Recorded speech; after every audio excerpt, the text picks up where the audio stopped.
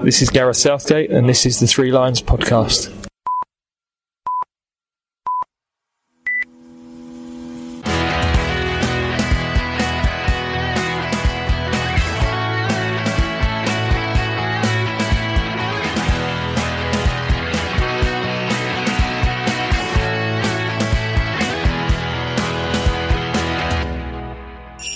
Hello and welcome to the Three Lions podcast. My name is Russell Osborne and this is an independent England football supporters podcast. That's pretty much it for 2022. It's been another year of England matches.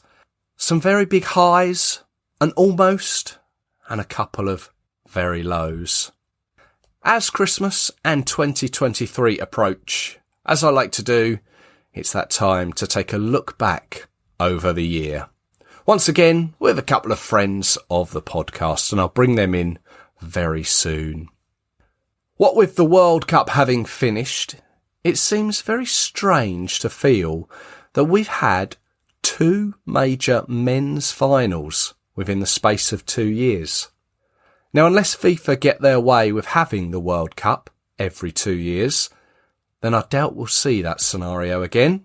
This year of 2022 has seen the England side play 13 matches. 2 have been friendlies, 6 have been Nations League group matches, and 5 have been World Cup finals matches. The bare facts are that we have won 5 of them, drawn 4, and lost 4 of them. We've scored 22 and conceded 15.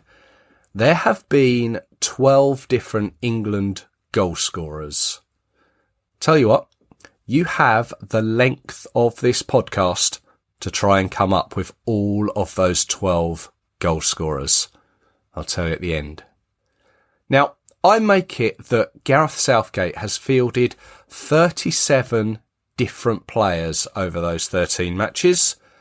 Only captain Harry Kane has played a part in all 13 and been top scorer for the calendar year with 5 goals. Harry Maguire, Declan Rice and Jude Bellingham, well, they've all earned 12 caps. From a podcast perspective over the past year, including this episode, this makes 60 that I've done, which has surprised me. But there have been some really interesting ones, especially all the ones about England at the World Cup over the years. All of those and more, of course, can be found at your podcast provider of choice or, of course, threelionspodcast.com. And it's also that time of year when I get a few messages, and thank you for these, where people send me screenshots of their Spotify listening habits. And it's so nice and humbling to see how high and the podcast is in your, I don't know, day-to-day life, how often you listen to it, be it in the top 5, the top 3, a few of you, thank you. It has been your number 1 for the year. So, yeah, I don't know what to say other than thank you. But next year, I'm hoping I won't be looking to break that 60 figure next year, but I still do hope to put out some regular recordings, especially as we have another tournament to look forward to next year. It is the Women's World Cup taking place in Australia and New Zealand in 2023. And speaking of the Lionesses, this year has really been their year. But just like I mentioned with the men, here are their stats. The girls have played 20 matches across the year, 3 Arnold Clark Cup matches. You could say they're friendlies, but officially they come under the Arnold Clark Cup tournament banner. 4 World Cup group qualifying matches, 7 official friendlies, and of course 6 European Championship matches. They have won 16 and drawn 4. And of course it has been well documented they haven't lost any. And in the process they have scored 72 goals and only conceded 7. There have been 15 different goal scorers and 2 own goals in our favour. And Sarina Wiegman has played 32 players across those 20 matches. And famously, she played the same starting 11 for all of the European Championship matches. And both Rachel Daly and Keira Walsh played a part in all 20 of those games this year. It was a year, of course, that saw them collect 2 trophies, the Arnold Clark Cup and the European Championships in the summer. Clutching very much at straws, but you could also add in Jill Scott's Queen of the Jungle crown to that too. And also, honourable mention to the England under-19s, who won the under-19s European Championships in Slovakia back in June and July. Remember, we beat Israel in the final? It's going to be interesting to see how some of those players progress. This year, next year, of course, we've got the European Championships in Germany 2024 to look ahead to. And of course, the next World Cup. Will any of those under-19s players be part of that? We will watch and wait.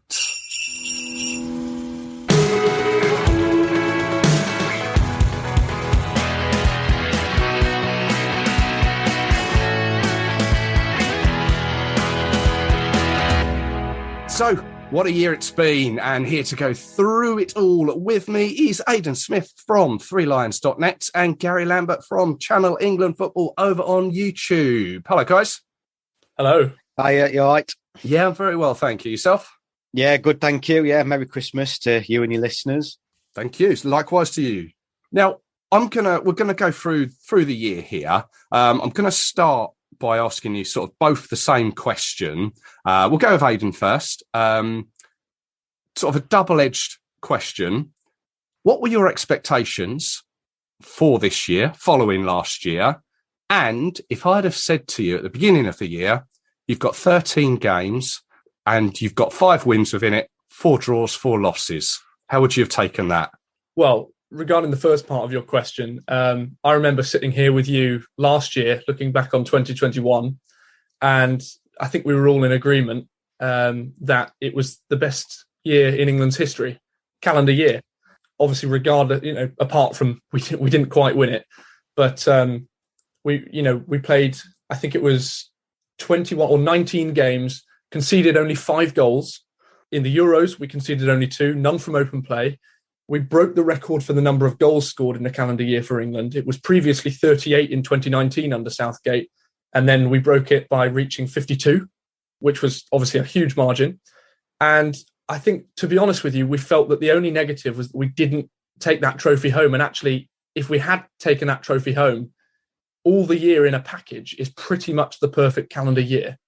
Yeah. So regarding the record for wins, draws and losses that you've just mentioned for this year, I wouldn't have been surprised that it would not have been quite as good as 2021, whether you call that hangover from the Euros or whether that's just, you need some sort of deviation. I knew that we were going to concede quite a few more goals because of the nature of the competitions we were involved in. We had a Nations League campaign this year as opposed to a qualification campaign last year. So obviously that changes things. And we haven't been particularly successful in the Nations League competitions so far because we approach them differently. We tend to use them as an experience, an experiment sort of, instead of using them to win and solely to win and fine tune that first team. I mean, if we think back to the Nations League campaign 2 years ago, autumn 2020, that was the birth and early nurture of players like Phil Foden, Bukayo Saka, Calvin Phillips, Grealish, Reece James, Jude Bellingham, Connor Cody. So all these players were getting prepared to go to a tournament as toddlers of the international game just 6 months later. So I sort of knew that this year would take a similar path. But given where we were in September, and I remember speaking to you then, I'm pleased with the way it's ended. Okay. Well, we shall come on to obviously how it's ended. But Gary, yeah, same to you, mate. Well, I think you start with, as Aidan suggested, we were starting from very lofty heights, should we say. So you could almost argue that the only way is down. But having said that, there's no doubt that most England fans won't be disappointed. Won't be disappointed with the performances this year. I mean, you look at the start of the year and you see our Nations League group.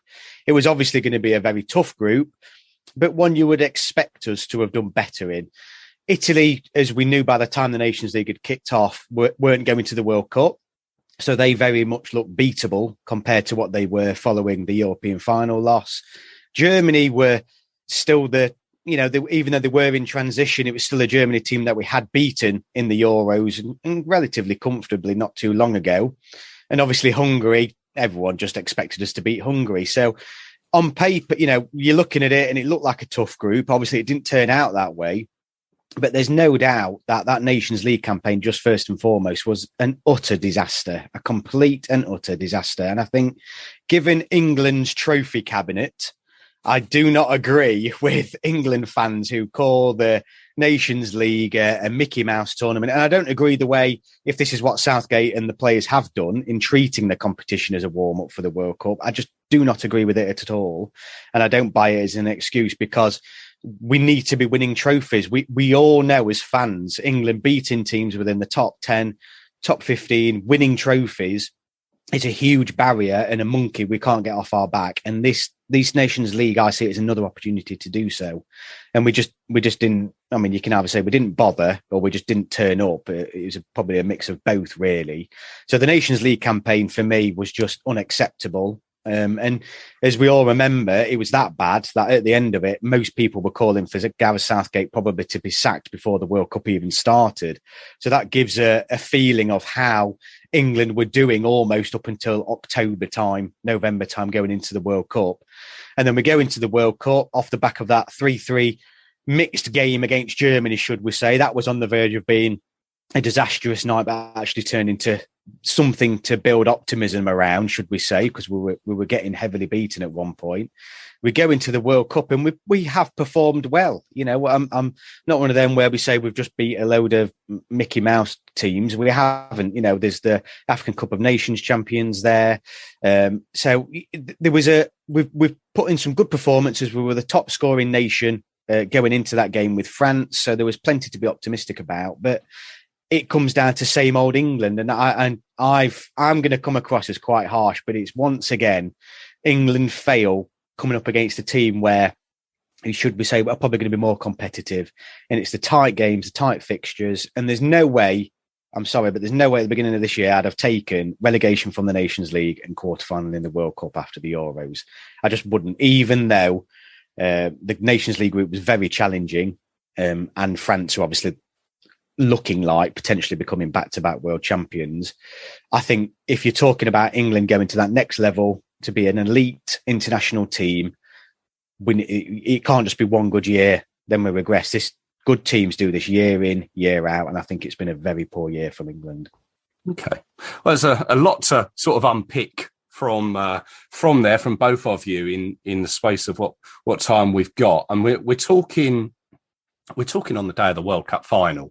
We don't know the result yet, but it's also a day where it's almost unconfirmed but confirmed that Gareth Southgate will stay as England manager and see out his contract until the end of the Euro 2024 campaign. And Gary, you mentioned it there, that the Hungary game where England supporters were venting their disappointment, their disapproval at Gareth Southgate, and I'm going to hold my hand up. I was one of those standing in the stand at Molineux saying you don't know what you're doing. But I mean, I think the 4-0 scoreline doesn't, when something like that helps, you vent your displeasure in various ways. Then that Nations League campaign, Hungary, Italy, Germany, and the way that people see this Nations League and how we approach it, has that backfired this year, sort of, Aidan? Has it backfired? I mean, what do you mean by that? Well, that you say we prepare in different ways for the Nations League. Did you say that, like, we try different systems and the fact that it's backfired in the way that we've been relegated from it. Yeah, I think there's certainly an element of that. You can't avoid that. And I think Southgate is the first to know that. He cannot avoid taking responsibility for this. I think you do always have to look at the nuance here. And there are various factors, components there that made this particularly difficult this summer. We should not have had 4 games in the space of 2 weeks coming straight off the back of a very, very heavy season. And that's particularly taking its toll on the England team, of course, because the Premier League is, we would probably agree, the most competitive league in the world. I didn't agree with the Nations League taking place then for starters, but these are all semantics. The Nations League campaign itself did not go to plan. I think we've pretty much discovered now that Hungary, we've got a new bogey team moving on from Iceland. We just can't seem to do it against their very well structured back 5 system. We sort of toyed between back 5, back 4, and actually, truthfully, we didn't really know what England were going to play even up to the day of the World Cup opener. Yeah. I think people were frustrated with the use of certain players, Jude Bellingham particularly. I don't think people liked having him in a double pivot role. I think they wanted him to go and be free, which we saw at the World Cup. But the Nations League, I think, look, it's one of those ones, every manager is going to have a different relationship with the Nations League and a different way of approaching it. And I sort of take what Gary's saying there about, look at the trophy cabinet. We need to start getting some trophies in there. It doesn't matter what they are. But, if I was choosing between winning the Nations League or winning the World Cup, of course I'd choose winning the World Cup. And if that means treating the Nations League like tournament preparers, I'm sort of okay with that, because we don't have friendlies in the international game anymore. And qualifiers, as we know, teams slip up a lot in qualifiers these days, more than they used to. 2018, Chile, the USA, Holland, Italy, they didn't even qualify. This year, of course, Italy knocked out by Macedonia in the playoffs, didn't qualify again. So I think there's a growing realization that you cannot take international games for granted. And so where's the time to prepare? And I sort of understand that the Nations League was that time for Gareth Southgate. There was a lot of negativity going into this tournament, but I think part of it is the fact that people hadn't really realised that all of these games had been preparation and experiment games, as opposed to we're putting out our best lineup for all of these games, which we didn't. The Hungary 4-0 loss, we've started Conor Gallagher, Jude Bellingham, who at the time is on very few caps, and Declan Rice. Calvin Phillips in a midfield 3. And I think back to the March games as well. We ended up playing a 3-5-2, which we haven't done since September 2018, just because it was the best way to approach Switzerland. And that almost felt like a bit of a step back in terms of why are we focusing on what they're doing instead of what we can do to hurt them. But you start to look at different experimental decisions, and maybe that lends a bit of perspective, and you start to understand why it is that the Nations League didn't go to plan. I haven't got the calendar dates for it, but I think the next Nations League campaign will be back end of 2023 and going into 2024. Would that be right? So, the structure of it will be different, I guess. Gary? Yeah, I believe so. It's difficult to, because obviously there's still got the final of this round to go ahead, the semi-final and the final, of course, as well for the Nations League. So, right. I think my problem with and I completely understand this was a freak year, given the fact that the World Cup was hosted in November, December time. So there wasn't the usual round of international fixtures for managers to prepare for the World Cup. So there has to be, obviously, some sort of exploration within those Nations League games. But a 4-0 hammering at home to Hungary there's experimenting, and then there's literally just just disastrous. It's the worst home defeat in almost living memory. And I am very much, and I've said this millions of times, I'd love Gareth Southgate. If he does stay on, I think it's absolutely brilliant. But we've got to be taking every opportunity we can within competitive games. The problem we've got now is that we're going to be in League B, which means The level of opposition we're going to be playing against is obviously not going to be as good as what it would be within League A. That has long-term ramifications. We also know that the draw for the European 2024 qualifier was influenced by us being relegated. Had that have been for a World Cup qualification where currently only the top teams qualify, that group we're currently in for the Euros, I'd have been looking at that and I'd have been worried. And I know now that the World Cup's going to be expanding again, so every country and the dog and duck will probably and Scotland, will be at the next World Cup. But these Nations League games have much more at stake now, and not only is it an opportunity for England to win trophies, but seedings now are so important. We've seen this World Cup, the gap between top teams and lesser teams, should we say, is closing. There's been a lot of shocks this year, and there's almost no easy draws, no easy groups, and seedings are becoming even more important in my eyes as we move forward. And I just think that Nations League campaign was just unacceptable in every single way, whether it's a warm-up or not. And that's my take on it personally. And Aidan, you were nodding along there with some of what Gary said there. Yeah, I think that's something we look for these days. We don't try and hide away from these big matches, and we like to play the big nations because, Russell, I remember coming on the podcast after we beat Spain in Betis, the home of Betis in Seville, and I said that it was our first win against a major nation since Argentina 2002 in the World Cup competitively, which is just appalling when you think about it. I mean, how many other major nations have that kind of a record? None. I mean, most major nations are able to, pull it out of the hat for one game and beat another team. And maybe it doesn't, last for a journey, but we've just been unable to break that duck for so many years. And I just want to play the big teams now, because since then we've beaten Belgium as well at Wembley in the Nations League, and obviously Germany at Wembley in the Euros.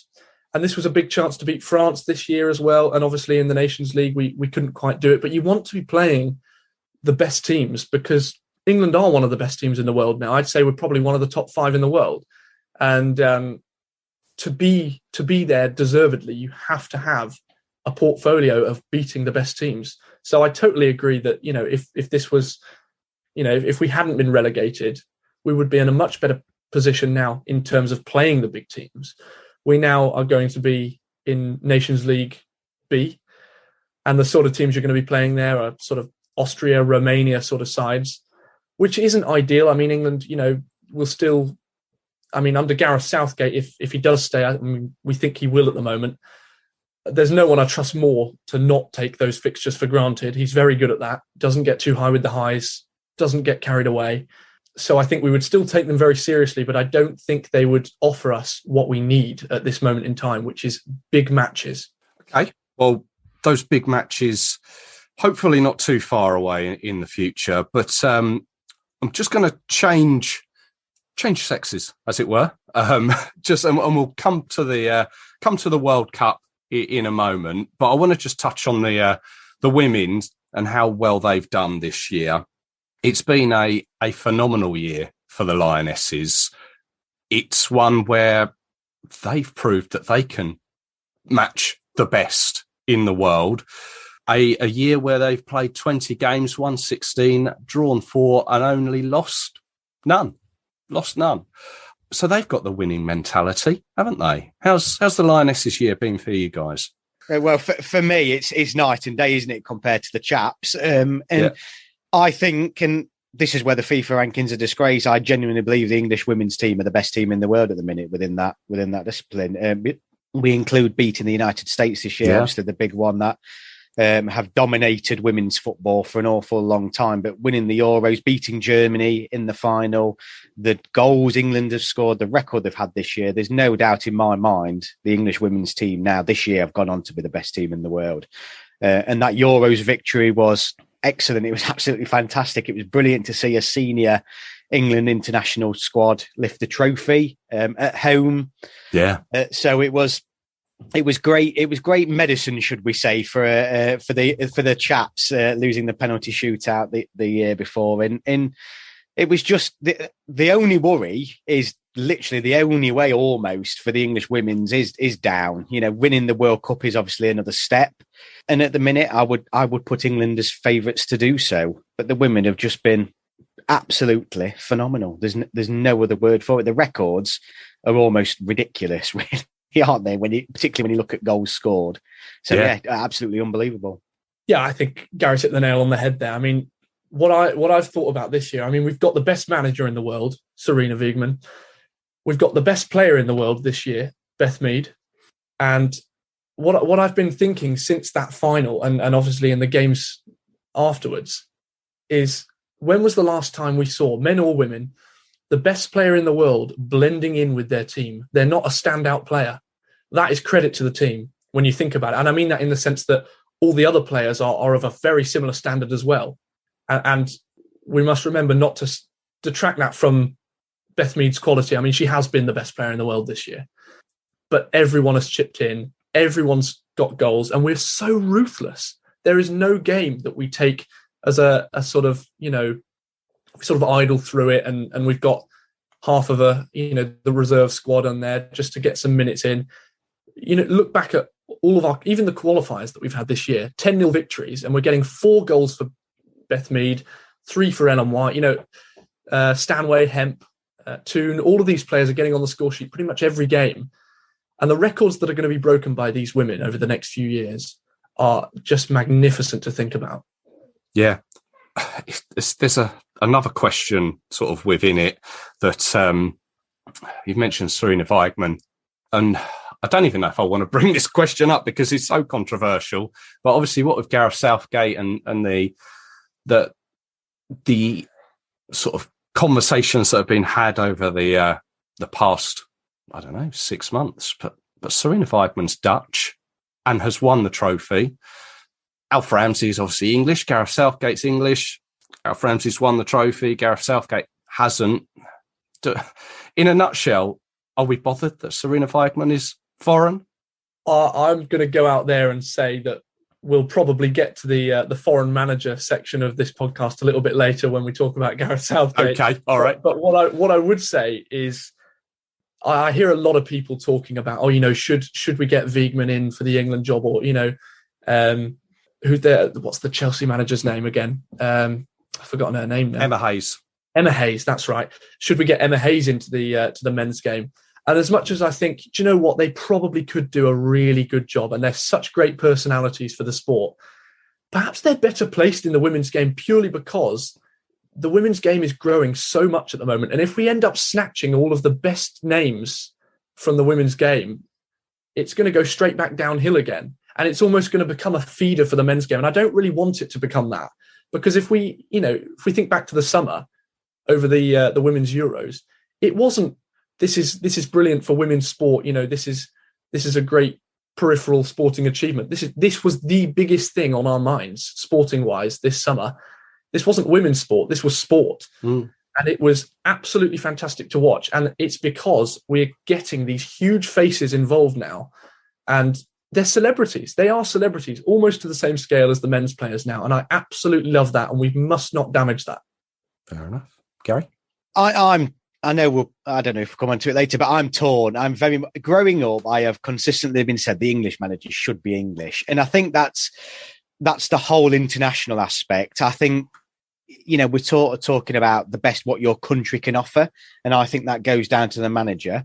Having said that, though, I'm not against, a non-English manager coming in. And I would not care a monkeys where they're from if we won the World Cup or even the Nations League. I wouldn't care less. And I think that the fact that Sarina's won the Euros with the women just shows again that we shouldn't close the door to non-English managers in the men's or women's game. I just think with the men's game, I think there's been a very mixed bag going abroad. I think particularly with Capello, we saw that it was the culture difference. I think there was such a huge difference in the way that our English players responded to Capello. And I just think you've just got to be very, very careful going abroad. And not only that, though, I want to see more English managers given the opportunity, because we are so underrepresented, as a nation in managers' positions. And I just think, why not give it an Englishman or an English lady? Okay. Well, just to round off the Lionesses, and you mentioned, well, you almost mentioned the Nations League for the women. I believe that's high on the agenda now. That's coming soon, so that's going to be interesting. But the World Cup for next year will see us play China, Denmark, and one of Haiti or Senegal in our group. The World Cup that's got to come home, hasn't it? It's coming home. It's coming home. It is coming out. There's no doubt.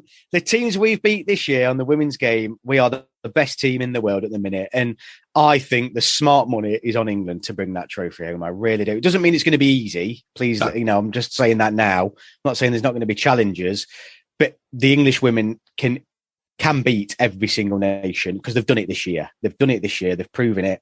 And I put England genuinely, not just with the England hat on, as we all know we do. I genuinely put the English women as favourites for that tournament. You agree, Aidan? You've got to look at both playing against lesser nations and playing against the best nations. And I think every competition that we've been in this year for the women has sort of given us a different sort of outlook. And I think if you look at the qualifiers, 10 wins out of 10, 80 goals scored, 0 conceded. I mean, that should be enough. But for context, Spain were the next best for goals scored, and they were only 53. So absolutely ruthless against qualification teams that obviously we knew we were going to beat most of them. But we're able to get ridiculous margins, and we're taking no prisoners whatsoever. But you look at the Arnold Clark Cup as well. Yeah. 2 draws, 1 win, I think it was. And we didn't play our best. I remember back to watching those games. I mean, you'll know, Russell, as well. We did not play at our best. No. We needed corners and we needed free kicks to win that tournament, but we still won it, having not played at our best. And that's the mark of a really good team, is when they can, yes, control games, maybe not have their best game, maybe even be sloppy, but they still have those killer moments that they can win games in, even when they're not playing at their best. And the Women's Euros as well, finally, I'm just remembering that final against Germany. And when it went to extra time, I don't know what you guys were thinking, but when it goes to extra time, my first thought was, not extra time and the Germans, surely not. But then my second thought kicked in, which was, hang on a second, no, this is our time. I mean, before the game, I was thinking, we have been by a margin the best team in this tournament. And if we don't win this now, we're never going to win this. And it was almost, an afterthought kicked in. But hang on a second, we can deal with this pressure, because a lot of teams are able to have a really fun environment by, the shackles are off, getting rid of all that pressure. But what England have done is embrace that pressure to be able to have a really good environment. And that's incredible. That's harder. That's easier said than done, I've got to say. So it's that mix of being able to play in those huge games, whether you're playing well or not, get the results, get over the line, and trust your ability, but also being ruthless in those smaller games. I mean, for goodness sake, I think we've got to do it. I think we will. I really do think we will, after that USA game as well. Let's hope so. In the time that we've got left, let's go back to the recent Qatar World Cup. Obviously, as I say, we're talking before we know the final result, but England are back home now. Going into it, let's go with you, Aidan. Obviously, we knew that we had Iran, USA and Wales to start us with. Where were your feelings lying for this World Cup? Tough group. I mean, I know that England are at a point now where that shouldn't be the first thought is, who have we got in the group stage? It should be looking further than that. But yeah, you can only play who's in front of you. I don't agree with all of this talk about, Southgate's only had easy runs, because he's not chosen to have easy runs. You can only play who's in front of you. And he has, goodness me, he's played them. You know what I mean? I didn't have particularly high expectations after what had happened already this year. There were certain things I wanted. And in fairness, I think we saw them. Certain players being free, given the license to go forward. We were playing in a really fluid way. I mean, the September internationals against Italy and Germany, I think the possession stats that we had was something like 40% for both of them, which is just so alien to us over the last few years. But we were the second highest for possession in this tournament.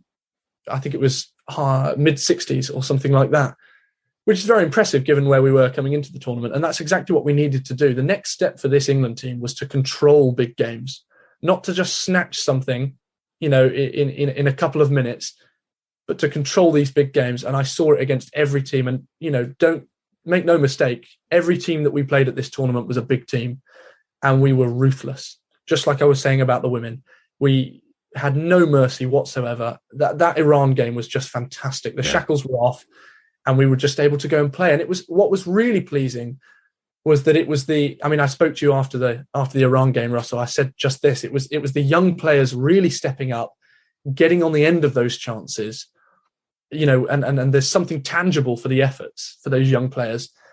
And look at the goal scoring stats of England's squad at the moment after this tournament. I mean, they look doubly as good, because 8 different scorers, most of them under 25, and most of them attackers. I mean, that gives real hope for the future. The tournament itself, I can't say, I can't really give much criticism to Gareth Southgate. I think he played a blinder. I really do.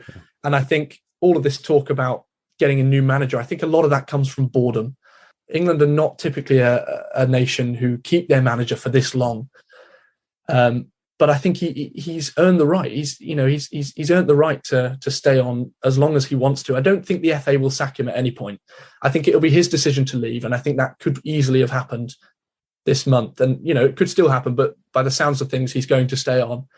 And I totally agree with that. I think you've got to always look at who is the alternative. And I think at the moment, the biggest alternative is Thomas Tuchel, because he's expressed huge interest in the role. We were just talking about foreign manager. Yes, no. I don't think Eddie Howe's in a position where he wants to take it. I don't think Graham Potter is in a position where he wants to take it, or indeed where he can take it at the moment. And so really, for me, there's no better option than Gareth Southgate. I don't think Thomas Tuchel, maybe he's a better tactician than Gareth Southgate. I would certainly admit that. I don't think anyone would argue that. But Gareth, so much of what's gone right for England over the last 6 years has been done off the pitch. Yeah. I think maybe with England, in looking back over history, maybe what we need to have more emphasis on at the moment is the heart and getting the environment right over the head and the tactics and things like that, because that will come with a good environment. And we just need to focus on having a good environment at the moment.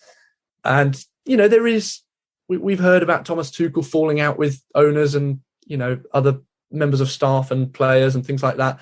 And I'm not saying that he's, a relationship breaker or anything like that. But whether he would take a step back from what Southgate's done, despite being tactically really elite, I don't want to really test how that would play out. I'm not sure I would.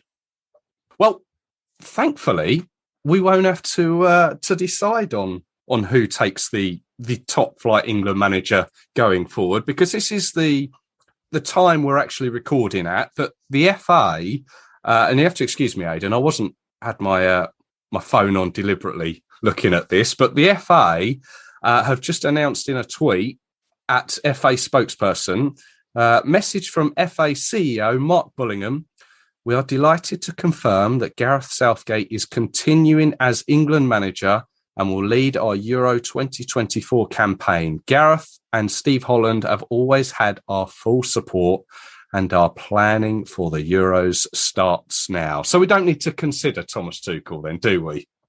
No, not anymore. Yeah, so Gareth Southgate stays on. Wow. There you go. I mean, before we sort of got the hints that it was going to happen, I really didn't see it happening at all. Right. I thought before the tournament that he was going to leave no matter what the result was. But there we go. I mean, I can't say I'm disappointed at all. I think he is the person to, the measured, balanced guy to get us through. Hot off the press. Go on, Gary. I ran a poll on my YouTube community page, actually, asking, because I thought the longer it was going on, I thought he was actually going to resign. And I think most people did believe that. I thought, it just seemed a bit quiet, didn't it, for a while? But I'm glad, definitely the right choice that he stayed. But I was worried for a few moments there. Well, we got kind of distracted by that there. But go on, just you're right to, or give us your view on the World Cup. Obviously, the group stage, and then there was Senegal, and ultimately how it ended. Well, just first off, I'm gutted. I'm still absolutely gutted. It's still very raw. But we went into the World Cup, didn't we? And I thought when the World Cup group stage was drawn, I thought happy days. I could not have handpicked that group better myself. I think I said it when the draw was made. I was really pleased with it.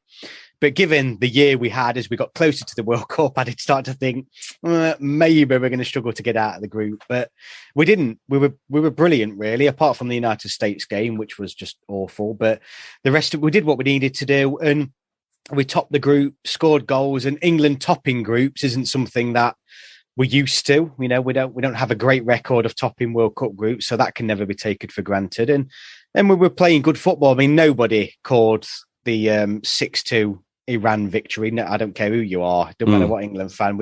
Some England fans are saying, "Oh yeah, we'll white floor with them." But you looked into Iran's record, and they did. They could defend well. They've done well in previous World Cups. So it was. You can't ask for a better start. I mean, in our lifetime, we will struggle to have a better start to a World Cup than that. So it was fantastic, and it all seemed to be going so well. Then we had the African Cup of Nations champions, and that potentially had the opportunity of being a bit of a banana skin. Obviously, they didn't have Sadio Mane and a couple of other players through suspension, but nevertheless, still a very tough team. And really, it was in the end, it was easy, and we played well. We controlled the game, scoring goals, and the biggest problem coming throughout the year was England's lack of goals all year. And then all of a sudden, we were getting, and before that, actually, even the year beforehand, when we'd done really well, it was only. Goals were only coming from one place, and that was Harry Kane and Raheem Sterling. So this tournament was all of a sudden, that's the only thing we've sort of resolved this year, is that finally the rest of the squad is coming good with picking up some goals and assists throughout important games. So we made really good progress. We came up against the French, and I feel angry because we were the better team. And I don't care, we were the better team within that match for 60, 70 minutes.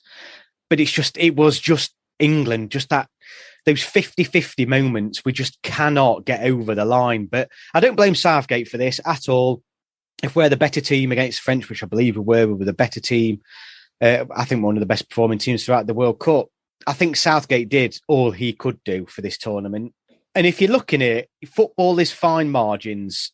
It's very fine margins. Gareth Southgate is potentially penalties away from winning the Euros and a penalty away from potentially taking us to back-to-back semi-finals. There is nothing a manager can do in penalties. Harry Kane doesn't need any more practice. There's nothing Harry Kane could have done or Southgate could have done before this tournament in regards to him taking penalty shootouts. He can take a penalty kick. Well, we thought he could. I still can't believe he skied it. I'm absolutely gutted. But none of that is Southgate's fault. You look at that and you do think, and that is going back to, this is England's first defeat within 90 minutes of a knockout football match within 3 tournaments. And that says everything you need to know about Gareth Southgate and his preparation.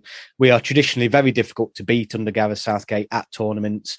And the game we did lose, I believe we were the better team within it. And barring Harry Kane skying the penalty over the bar, I know it doesn't mean we'd have won the game, but I thought England were in a great position to go on and win the game had he have done that.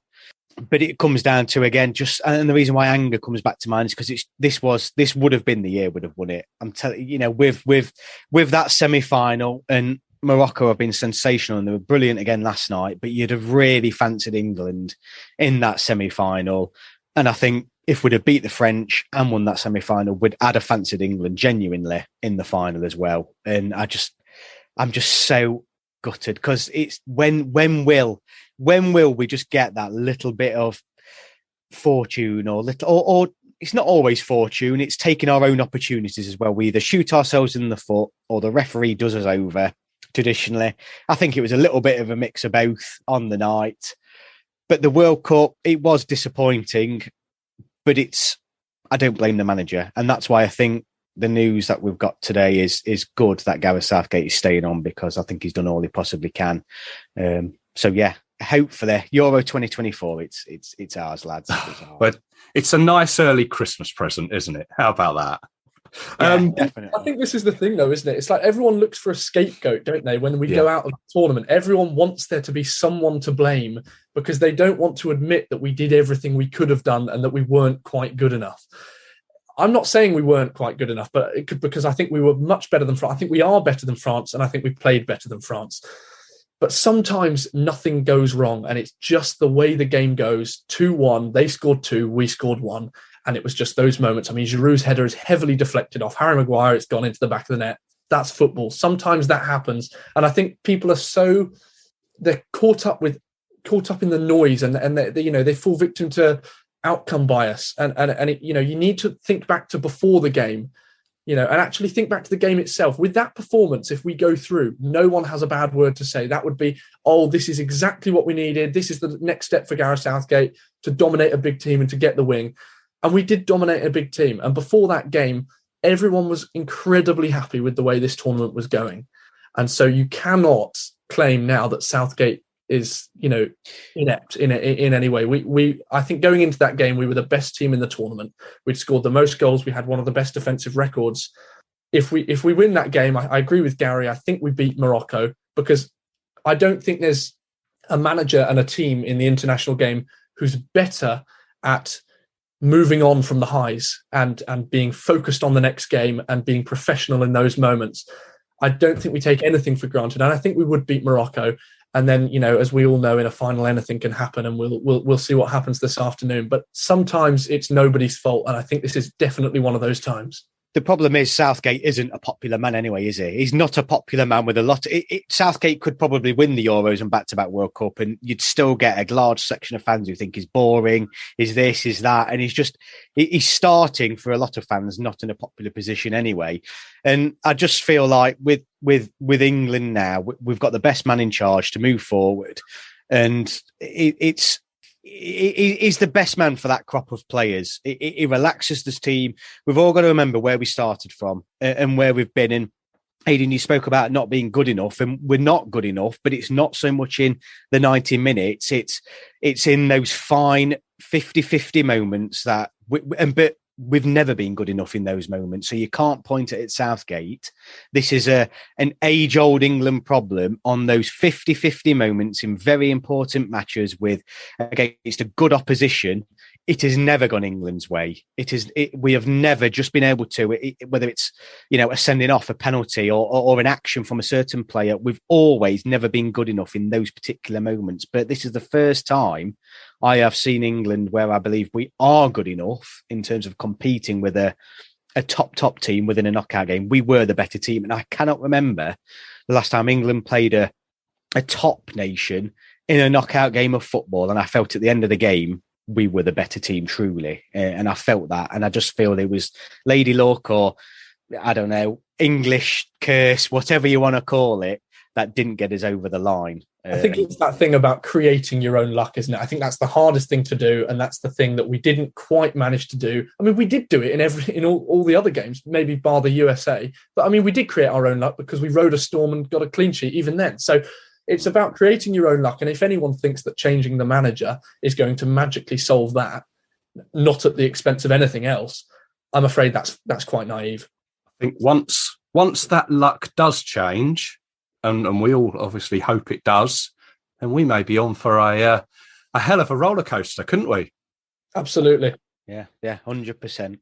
Well, guys, thank you very much for joining me, not just today, but throughout the year. And as I've said a few times throughout this podcast, we're talking before the World Cup final. Just give us your prediction. Who would you like to see? Well, that's the toughest question, isn't it? Who would you like to see win the World Cup? A little score prediction.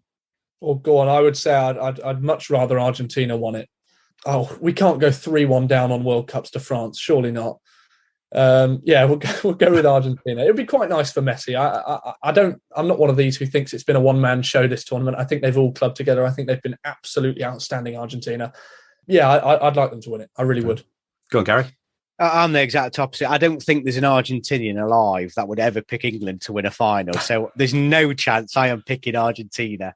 Is there a Frenchman alive who would want No, maybe not. But I just feel with Argentina, we've probably got a little bit more spice between them. But I mean, France did knock us out of the tournament. So I don't want either to win, let's be honest. But I'm going to go with, I believe Argentina will win it, but I want France to win. But I'm probably going to go with a 3-1 Argentina victory.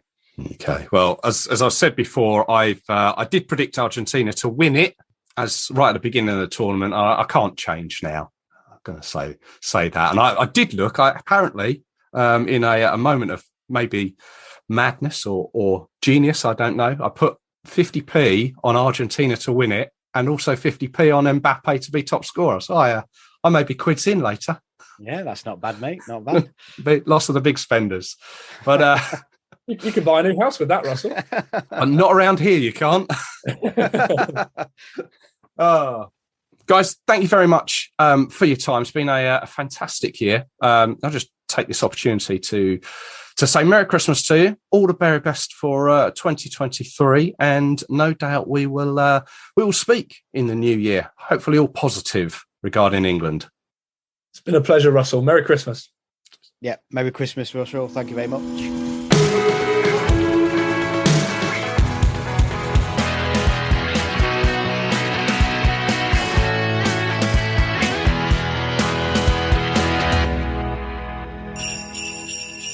Thank you very much to the guys there. As I said, it's been great to have them on the show throughout the year, and I'm sure they'll be back with me throughout 2023. You can, of course, find them on their social media channels too. I'll link to them on my own Twitter, at the Three Lions Podcast Twitter. Go give them a follow. Now, also, I'd like to say thank you, the listener, for your support throughout the year. The messages you've sent, even saying hello face to face. Thank you very much. I couldn't ask for a better set of listeners. Now, at the very start of this episode, I set you a little task, didn't I? 12 England goal scorers this year. Could you get them? Let's run through them. Harry Kane scored 5. Marcus Rashford, he scored 3. Bukayo Saka, 3. Luke Shaw got 2. Raheem Sterling got 2. Now we're getting to the players who have only scored 1 goal this year. Jude Bellingham, Mason Mount, Jack Grealish, Phil Foden, Jordan Henderson. That takes us to 10 England goal scorers. There's 2 left. Have you got them?